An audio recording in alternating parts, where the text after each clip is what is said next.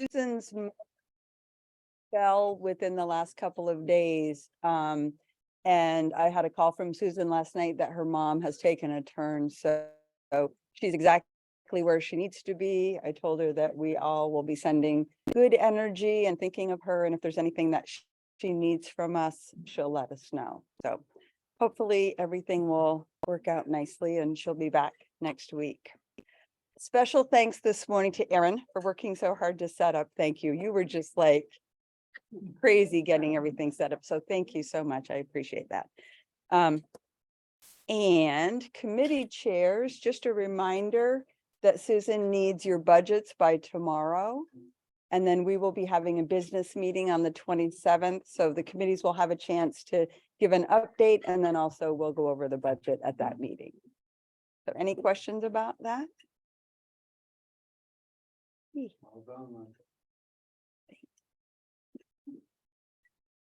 Yeah, check is right. Okay. And guests this morning, we have two right here. Would you like to introduce them? Sure. So Rafa is in the process of joining. She has her mouth full. And then she brought Dave with her, who I think are maybe just checking us out or maybe just pulled along because they just came from a spinning class. Oh, yes. Maybe a new member possibly down the road. Excellent. So Welcome to both of you. Thanks for joining us. And feel free to ask questions of people around you or touch base with any of us at any point. And let's see, we don't have any guests on the screen that I can see. And no other guests. Okay. Our inspiration today is from Barb. Thank you, Barb. Yeah, I caught you with your mouth. So, excuse me, with all our younger members joining, which I'm thrilled about, I thought I would share some words of wisdom from an older person, not myself.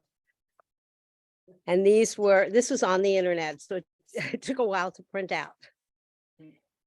These were certain suggestions or ideas that would be helpful to keep in mind. It said, after loving my parents, my siblings, and my spouse, my children, and my friends, I have now started loving myself. I have realized that I'm not Atlas. The world does not rest on my shoulders. I have stopped bargaining with vegetable and fruit vendors. A few pennies more is not going to break me, but it might help the poor fellow save for his daughter's school fees. I leave my waitress a big tip.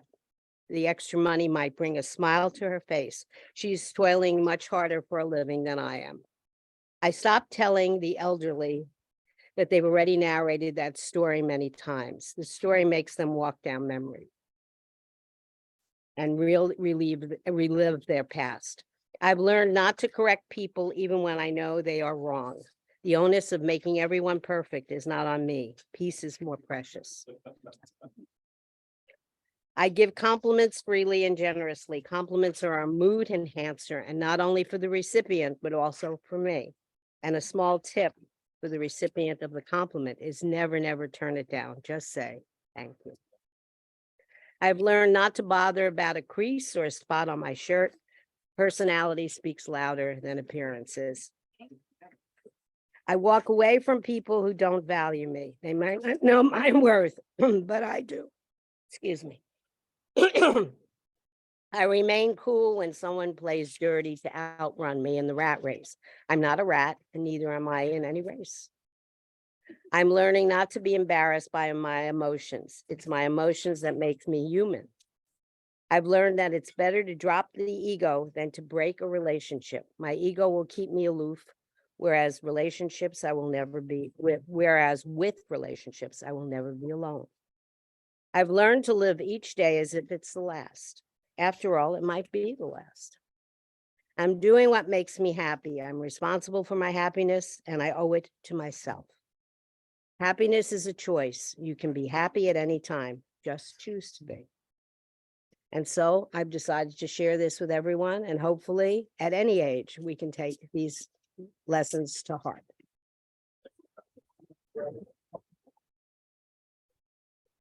We value you. Thank you. Tremendously, we value you. Thank you very much, Barbara. And our Rotary Minute is from Debbie Ingram, Reverend Debbie Ingram. I'm not gonna be too reverend this morning. Irreverent. I'm selective about it. I belong to a group at seminary. We call ourselves the irreverent. Reverends, yes. I'm sure that's a big surprise to everybody who knows me. Anyway. So, so I wanted to just highlight today the international convention that was recently held. It was in Melbourne, Australia from at the end of May 27th through 31st. And the idea behind it, according to our first woman president, Jennifer Jones, was it gave folks a chance to look back and to think ahead. And she also felt that it was very valuable to be able to experience what it feels like to belong to an organization with 1.4 million members worldwide, which I thought was pretty cool. So that means all of us belong to this kind of organization, right? Climate change was a big focus, which seems appropriate, doesn't it? And also promoting peace. And then eradicating polio continues to be a big emphasis. And the actually, I thought this was really cool. The president of the club in Nigeria went from, he rode a motorcycle from London to Lagos in Nigeria and used it as a fundraiser for eradicating polio. So that was pretty cool. So our new president is Gordon McAnally, and he's on the cover of our latest magazine. And he wants to focus on hope, and he really wants to focus on mental health. And that's because of a personal loss of his brother took his life by suicide. And Mr. McAnally feels that mental health treatment is something that's we should really all be focusing on, which is, again, I think something that resonates here in America and here in Vermont. And so the next year's convention is in Singapore, which is a really cool place, but it's probably a little hard for us to get to. But I would like to issue today a challenge to our club for us to get a group of people to go to the international convention in 2025, which will be in Calgary, Canada, which is at least in this hemisphere, and it'll be easier for us to get to. So I'm throwing down the gauntlet, and we have a lot of time to plan. It'll be in the summer of 2025, and I really would like to, make that a kind of a project of our club. So, all right, great, cool.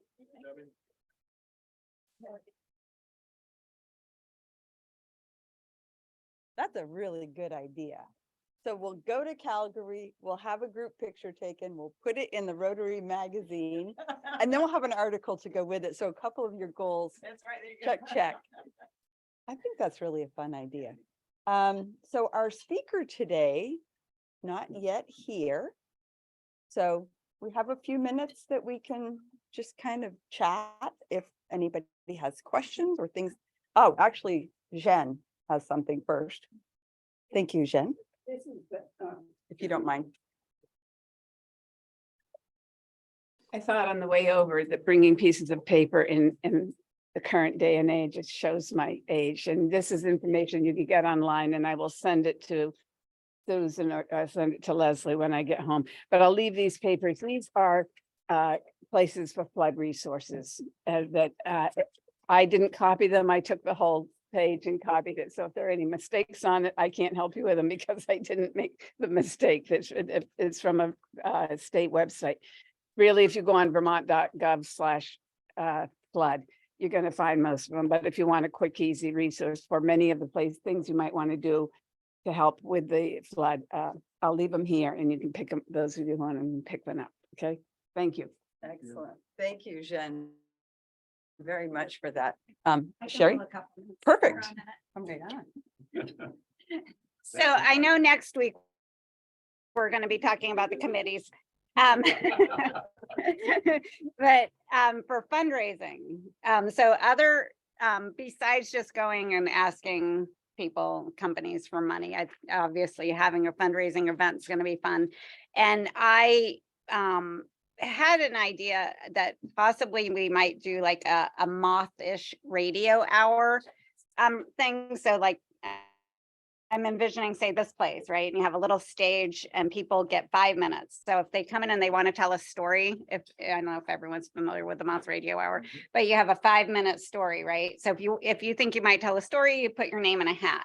You don't know if you're going to get to tell your story or when you're going to tell your story, because part of it, the fun is like the pull of the hat. Okay, and no matter what, the plant is going to be, Ted's going to be the first one because he'll set the mood, right? So you pull out. Yeah. So, oh, okay. So Ted, you go up, you get 5 minutes. We might have a countdown clock so people know when their 5 minutes is up, but we set the place up like the atmosphere with some tablecloths, tea lights. We might have a band playing a little bit in the background in between people before having an admission, maybe auction, a silent auction, 50-50 raffle tickets. Serve some drinks, either alcohol or non-alcohol, popcorn. There you go. You know, just stuff like that. I feel like it's a fun event that could bring in people that might not get into some of the athletic type events, as I was originally thinking a cornhole toss. But I think this could be a really fun type event. So I'll be looking for people, for committee members, if anyone's interested in joining up with that. So charge I on. love that idea. Hey, Sherry, so did you want Ted to go first because it's gonna be a TED Talk? Oh, thank you very much, Dan. Because I'm pretty sure we can't call it Moth Radio Hour, so maybe like Woolly Caterpillar Hour. Right, something like that. We can come up with something. I think it's a great idea.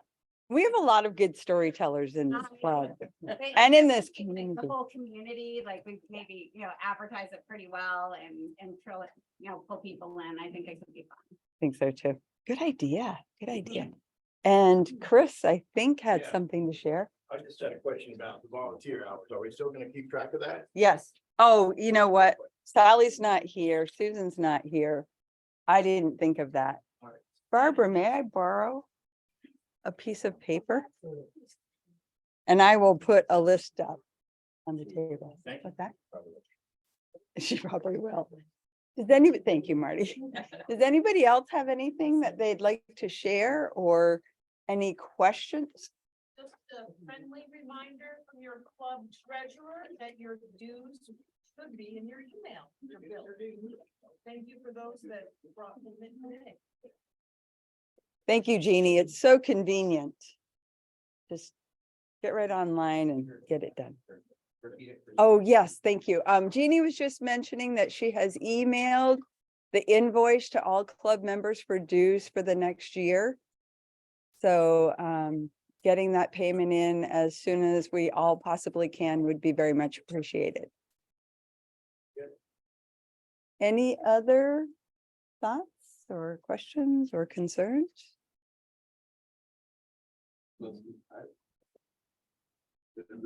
I live in a world of questions. You have to start there. Okay. Why don't we sing and pledge the allegiance to the flag anymore? I must have missed that. I think that, I don't know where or when. yeah, I must have missed it. that is a good question. I think when I became president, It had been. I wanted to, I think that, well, right, we couldn't do it on, There it goes. There it goes. right, Then I would like to propose, since this room is filling up, that we again reconsider saying a pledge of allegiance to the flag and singing a song. And I'd also propose that Charlie be the song master. As long as we don't do head shoving. Every day. Okay. I mean, part of the problem is that the songbooks have not been updated in 100 years. I know. So one of the things I would love for someone to research is what songs we can use. So whoever is in charge of that, and to kind of shake it up a bit, because so many times you can sing X, Y, and Z. Yeah, but you only have, you work on memory. The gray hairs out there, I mean, our memories. I get the first line of a lot of songs. The chorus is gone, long, gone. But, okay. Well, I think, you know, when. Thank you, that explains it, I just haven't gotten to that stage, I was just kind of ruminating this Yeah. morning. I think it was mentioned to Susan and before, and I'm sure Susan will, you know, bring it up. Process. Okay. To decide. Yeah, I would just say that, I mean, I do think it's also important for us to make sure that we have songs. Excuse me, hold on, sorry. Sorry, you guys. Go ahead, Debbie. I would just like to say that I think it is important that, you know, maybe we be very intentional about songs that are, you know, have language that's not exclusionary and it doesn't harken back to, you know, the slave era. That sort of it. I mean, there are some songs in that book that are just a little, I mean, they're very anachronistic, and it would be nice if maybe we came up with our own set of songs. And, you know, like Greg, There's 6 billion songs out there, there's gotta be. there, yeah, and, you know, and Greg, maybe we could avail ourselves of help from Greg too, because, you know, he taught us a song that they taught the kids that was really, you know, nice and uplifting and inclusive. And I'm sure there are more that I'd be happy to sing songs that little kids learn if they're like, if that's And I'll the be sentiment. happy to call Rotary International and find out if there is a new book. Yeah, right, yeah, maybe they have, you know, songs from some of our other countries. That, you know, Exactly. that would be cool. So for those of you at home who may not be able to follow all of the, or hear all of the conversations, Gary brought up the question about why we're no longer doing the Pledge of Allegiance or the songs, which started because of COVID and the fact that we were all online. And now just some discussions about if we do start singing again, for example, just choosing songs that are more current and that are more mindful of all of our cultures. So Barbara's offered to look into that and some other discussions about talking with other club members. So that will be coming. We'll have more information about that coming forward. So thank you, Gary. Thank you, Other, going back to Paul, just a little bit. understandably. We tried to restart the singing and the club president kind of said, well, let's not do that. Okay. Well, there was talk about doing it, you know, at business meetings, and it just hasn't happened. But that, you know, just, I think we all know that from year to year, things change and things stay the same. And so it's always worth bringing up ideas and questions and thoughts. And there's no reason why we can't do it again just because we haven't done it for a few years. So, and as you said, Debbie, Susan is aware of that. So, we have a couple of guests. I don't want to put you on the spot, but if you have any questions that you'd like to ask while we're waiting for our speaker, and also Vince, I'm wondering if maybe there's a quick TED or. Were we gonna discuss potential service projects to help people who have been impacted by the flooding? Yeah, we were going to do that. That's I- what Susan. It was. Oh, It was okay, It was in her. it was in an email. okay, we can certainly do that. So I don't want to take away what I just asked. If you have any questions that you would like to pose to us. Okay. So let's talk about that. In terms of ideas for helping those more impacted. Jen? I really, glad Susan put it in her email, and I think it's important. I also think it's very important when everybody is wanting to do something to figure out where the energies are best spent, because you can never overdo helping people, but you could do superfluous work if you're not careful about if you're not mindful of where the other organizations are. And one of the things I was thinking of is not particular activity to do, but I'm wondering if Rotaries Vermont, I don't know enough about it, but to all Vermont Rotaries do something like this together, like a district. And it would be nice if they did. And then if we were going to either do a project or pick a place to do something, or if we're going to ask for money, it could all be together and then go where the help is most needed. I think very important, try to go where the help is most needed, and we have to ask people in charge where the help is most needed, because we don't, unless we have a neighbor here in Williston, we know people in Williston, and our town clerk might know people in Williston. Richmond. Mhm. And Richmond, yeah, Richmond does. So I just want to be mindful of that when we're jumping out into something. Thank you. Those are excellent points. Absolutely. And thank you for mentioning Richmond. Ted? So I've been getting emails, in my capacity as chair of the select board, from the state emergency people. And one of them actually did have something about coordinating volunteer stuff. I was just looking for it on the phone. Well, I can't find it, but, I'll try to forward that. I think, Eric would be a good source for that as well. So touch base with him. But yeah, I'm getting a lot of those emails, asking for updates during the storm. Mhm. I think that must be because so many small towns share the select board is an administrator type person, Mhm. and I just wanted to respond to one point, like, well. As far as I know, all the bridges are good, but if they're not, I'll put it on the agenda for next week, and we'll file a petition or something. I don't know. I'm the chair of the selection. Right. I'm not the police department or the fire.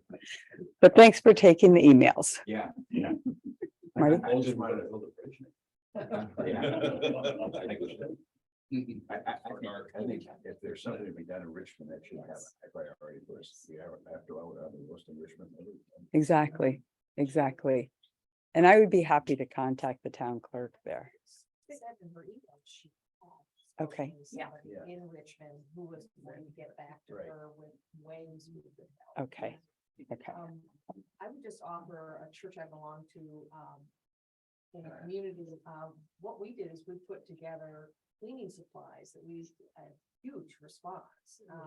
And we would bring them to a central location, in this case, Richmond. So anybody that needed cleaning supplies to clean out their homes, their basements, you know, the kind of stuff that costs a lot of money now in a grocery store. That was one idea, and that was not difficult to do. We did it on a college campus, so, we had lots of students and stuff, but they were just containers of cleaning supplies, sponges, 409, all the kind of disinfectants and things that you need. So that was an easy thing to coordinate. And of course, there's the American Red Cross. Right. Mhm. Mhm. And Barb, you also mentioned district. So district-wide, what is being done too? 7850. Mhm. Would y'all like to assemble some cleaning buckets or, I don't, it takes a 5-gallon bucket and it uses a bottle of chlorine and cloths, and I can get the contents and send that out. We could all bring it into next week's meeting and assemble buckets if you wanted to. Is that too late, Yeah. time frame wise? Dan? If I could just read from Susan's emails today. We can drop donations off at Trinity Baptist Church on Mountain View Road. That's For food. food, right? That's food. That's for grab and go food items and bottled water. So we know that that's one thing each of us can do. on our own. I So- trained as a disaster response team leader, and if people want to do physical labor, like contact me. It'll be a couple days before the real need to go in and muck out. And mucking out is not something that you really enjoy very much, but it's so necessary, Mhm. and you bring a lot of hope to people. So again, for those of you at home, Charlie just mentioned that if people are interested in doing more physical work related to flood relief, to contact him. You're going to give me your number and I'll just say it to people now. Email is easy. Okay, email Charlie if you're interested in doing more physical work. And then we're also talking about looking at district-wide what's happening, and then also a suggestion to really be focusing on Richmond as well, since they're our club. So we'll be getting that information. Good morning, Doug. Welcome.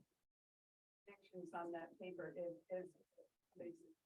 Red Cross and your local United Way too, and also Vermont Response has for the volunteers for pumping out to do something. So if you don't have a good Charlie in your group, if you want to tell other people where to go. Perfect. All those groups can use help, and I don't think it's gonna be too late for months. Oh, It's gonna continue to rain for another week or so. I was just gonna say, looking at the weather report, yeah, it's not over for sure. So Charlie brought up a question to the group. Would people like to assemble cleaning buckets?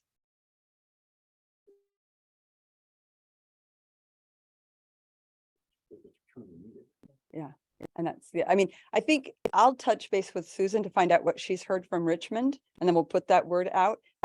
If you want to send me a list of what you're thinking. Well, I was just thinking, if you send it to me, I can put it in with all the other information, but it's however it works easier for you, is fine. But, so anybody who's interested, be looking for information either from Charlie or me about the buckets. Okay. And, I will probably contact the district. I think Susan has enough on her plate right now, but I'll check with the district to see what we can all do. Any other thoughts, questions? Where's our speaker? That I can't answer. I just went and looked at out in the parking lot. See if anyone was out there and something. Maybe a mix up. Maybe. Yeah. Yeah. It's on 117. I thought about that too. So who in this group has not done a classification talk? And for our guests, that's an opportunity for members to share where they've come from, how they've gotten to where they are in our club. So tell a little bit about themselves. So who has not done that? I would like an opportunity to hear my. Yeah, true. For the moment. Leslie? Yes. Well, I did mine a lot. Yeah, I did. Yeah, but most of us haven't heard it. Oh, sure. Or at least a lot. You know, when I was able to do mine, one of our members did his first, and he happens to be my next door neighbor. I was really new to the club, and he did his classification talk, and then he said in his booming voice, without my mentioning his name, you probably know who he is, and he said, I think my new neighbor should have a chance to give a classification talk. So I got to do mine on the fly. Thanks, Gary. I'd be happy to speak, but I don't even, other than what Ted did, with how do you follow that? I don't. No clue what a classification is. We want to hear about your childhood. Well, you know, I can wing it. I would like to have an opportunity to prepare something, but I can. we'll let you have an opportunity to prepare, because I saw another hand. I'm happy to share my journey, but, and I'm also happy to have someone else. So I did see a hand go up. Yes, I've been a member of the club for quite some time, and I've been ducking Wanted to say, as a newer member, I don't know a lot about a lot, and so I'd be happy to hear from anyone who has.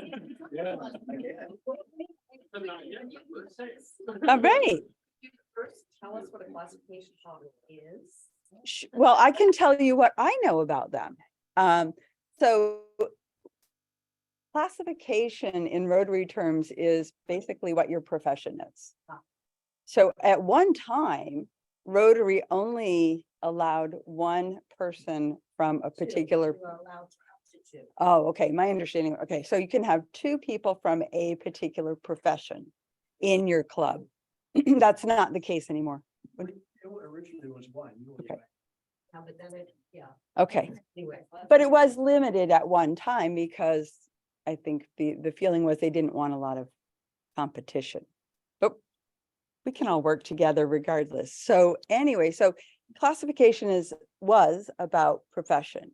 the classification talks are really an opportunity to get to know our members and what brought them here. So I'm happy to give you a really condensed version of my journey. I grew up in Randolph, Vermont, which is a small town south of here by about 60 miles. My father was a freelance news reporter. My mother was a registered nurse, and my dad couldn't learn enough. He couldn't learn enough. He was like you, Gary. He had lots and lots of questions always. And he was really great at finding answers to his questions most of the time. He was very involved in our local Rotary Club. And when I listened to him talk about his club, it was just very, very special. He really felt that they were a family to him along with us. And they were people that he cared very deeply about. And they were people who shared questions and concerns and a desire to make things better within their communities. And when he talked about the things that they did, he just lit up. And I thought, wow, that's kind of special. But there was a downfall that they only allowed men at the time. So, that wasn't something that I could participate in. But at the time, I still thought, what a great and very special relationship he has here. And my father was diagnosed with cancer in 1979 and died in January of 1980. And shortly before he died, his Rotary Club made him a Paul Harris Fellow.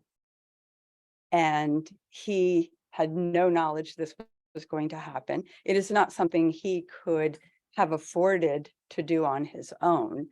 And it was a surprise to him. It was a surprise to me. Well, it was a surprise to him. And then also all of his children showed up at that meeting when he was honored. He did not know we were going to be there. And I just remember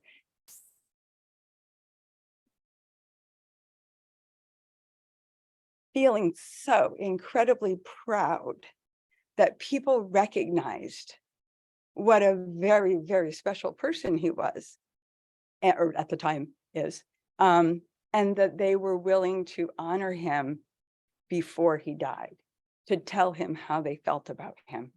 That was just so special. And to see him stand up there and recognize, once he did recognize what was happening, because at first he didn't know what was going on. And all of a sudden, the realization and the tears just poured down his face, and everyone else's for that matter. So I had, his talk about his club, the members, the work that they did. And then I saw that and I thought, this is so cool. This is really neat. And I was a part of a lot of the activities because I was a family member and I could schlep around with the best of them. So I thought maybe at some point I'll do that. And so I went off to college and got my degree in social work and worked for a while and absolutely loved that profession. And then decided that maybe it was time to move on from that, and thought maybe speech pathology would be a good profession because I like to talk. So I thought maybe that's probably what it's all about, right? Speech pathology, I get to talk.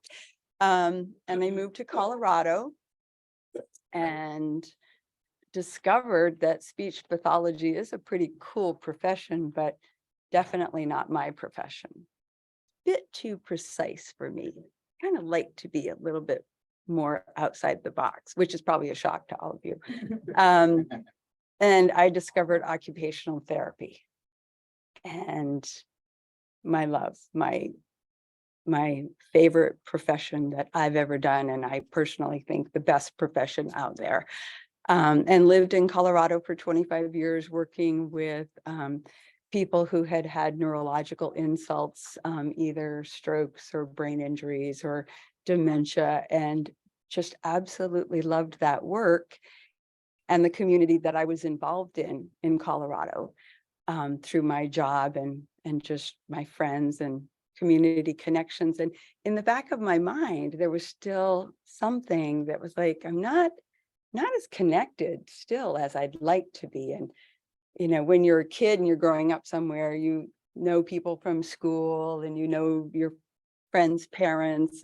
But when you move away as an adult, it's really different making those connections and kind of feeling like part of a community. So I kind of was feeling that. And then my mother, who had dementia, came to live with my husband and I for the last 2 years of her life, and he became her caregiver. And I mean her caregiver, because for the last many months of her life, she could do nothing for herself. And he took that role on because it was important to him that she not adjust to something new, that was our job. And in 2011, my mother died on June 22nd, and my husband died on July 21st from a stroke. Actually, he had 2 strokes. He had one that we could have rehabbed through, and then 2 days later, he had one that just completely eradicated both hemispheres. So we got him home from the hospital, and he died next to me the next morning. And what a gift, because I got to have him at home with me.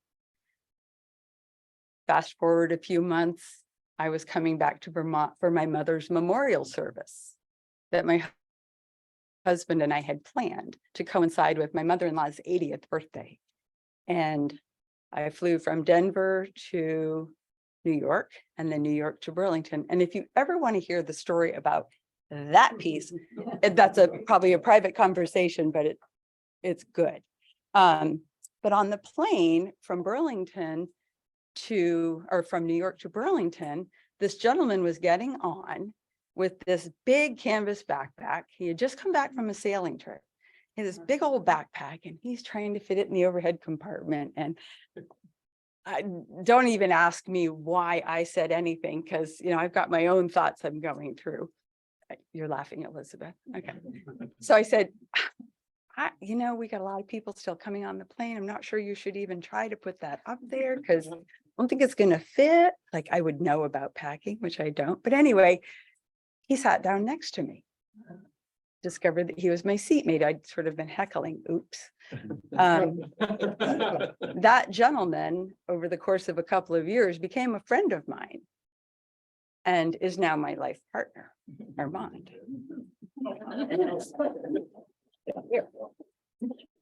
So I came to Vermont for the service, and then for my mother-in-law's 80th birthday, which also was right after Irene.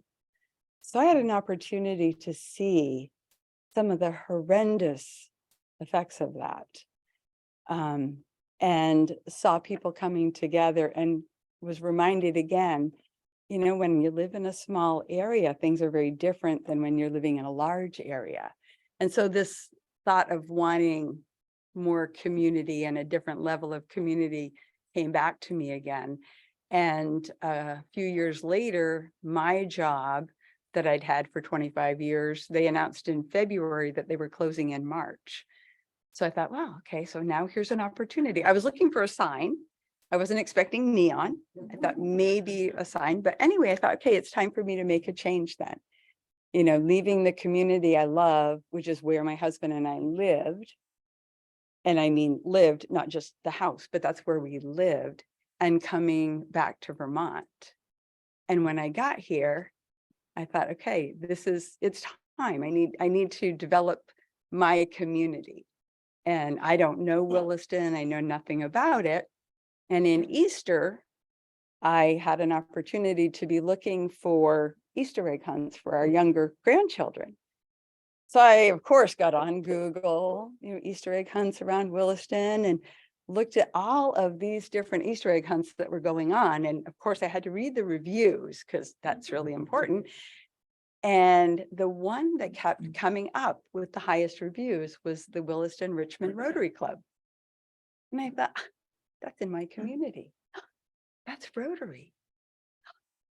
I'm going to go check this out. So we brought our grandchildren, and one of the reviews said, no child left without candy. Thank you, Andy. Didn't mean that to rhyme, but that was really special. is really special.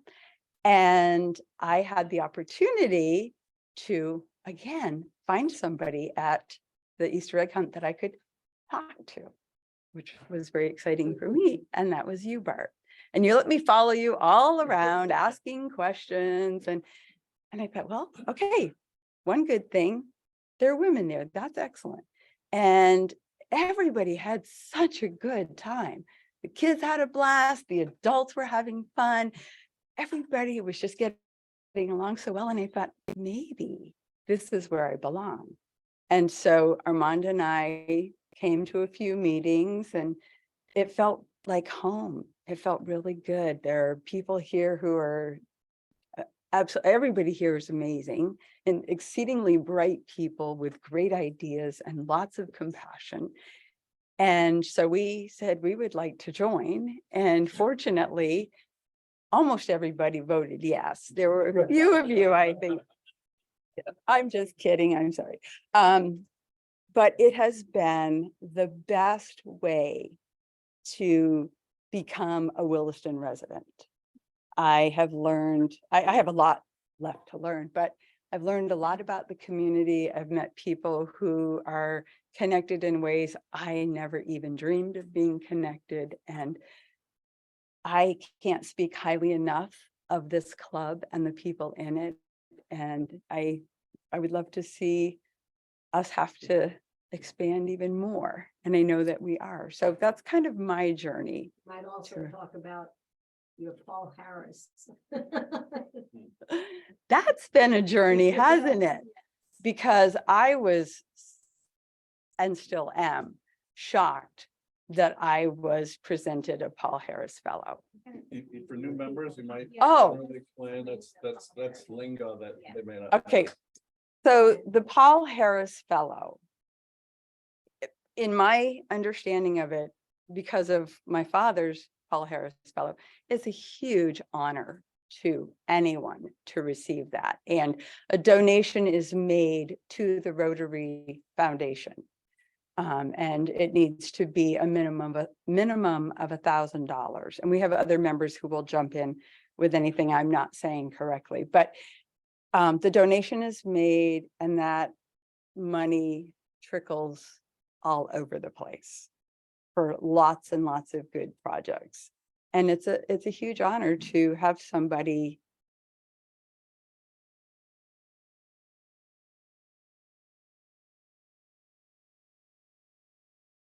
make that donation and then and I think other club members have as well. But I certainly channeled my dad that day. But the funny part was we wanted to give Leslie the honor.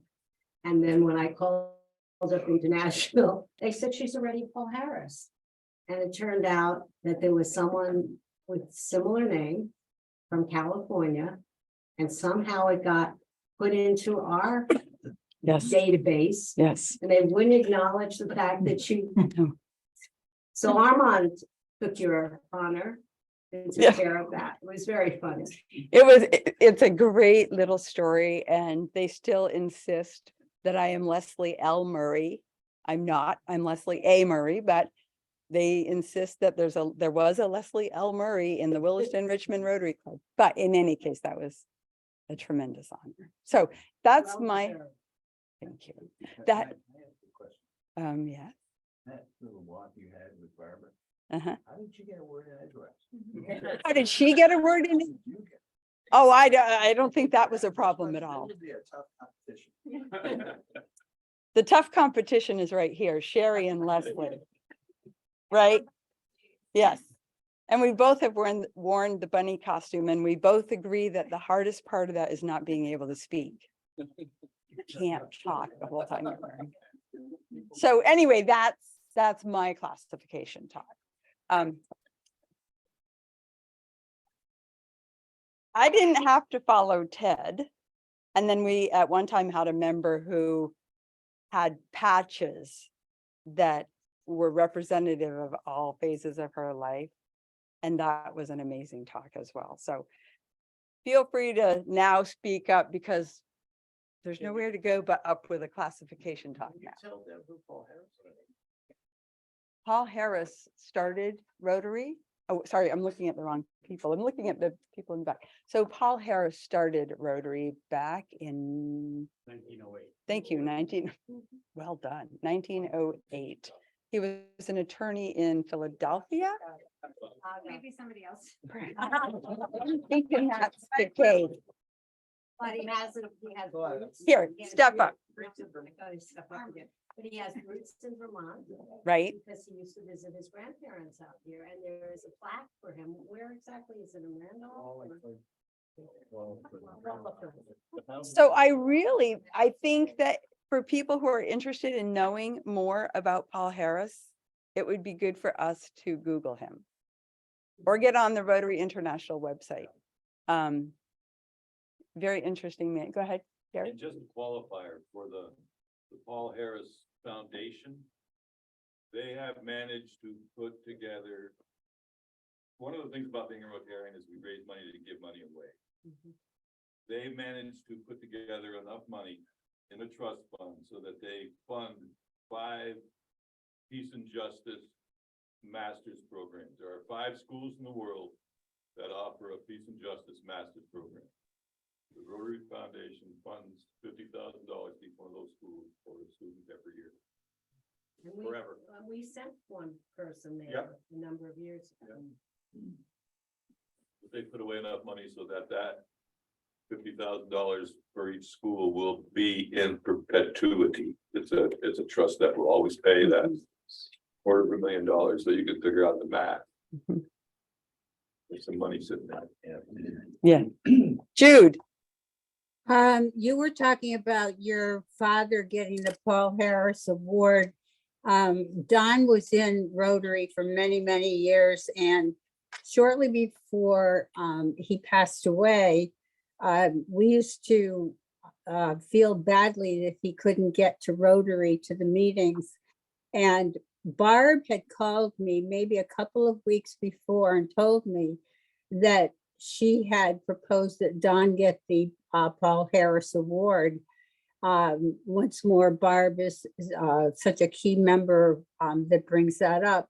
So anyway, the morning of the Rotary meeting, all of a sudden, everybody in Rotary descended on my house. And, you know, it was early in the morning.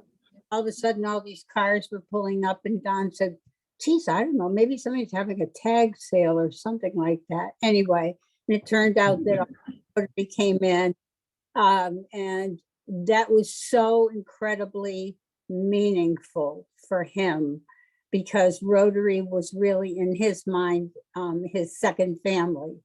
So I totally agree with what Leslie said about how her father felt and how her family felt about it.